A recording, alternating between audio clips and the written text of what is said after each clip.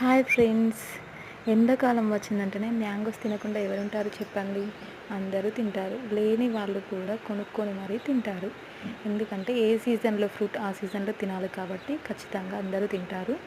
కాబట్టి ఈ ఫ్రూట్ని మనం పండు పండు అయితే మనం ఎలా వేస్ట్ అవ్వకుండా ఎలా కట్ చేసుకోవాలో నేను ఇప్పుడు చూపిస్తాను. చూడండి, మనం ఇలా ఒక సైడ్ కట్ చేసుకొని ఇలా లైన్స్గా కట్ చేసి ఇలా చేసామంటే అస్సలు వేస్ట్ అవ్వదు. దీన్ని ఒక స్పూన్తోని మనం తీసుకొని తినాలి. అప్పుడు వేస్ట్ అవ్వకుండా కారకుండా మనకి అంటుకోకుండా ఉంటుంది, మన పైన పడదన్నట్టు. తింటే చాలా బాగుంటుంది.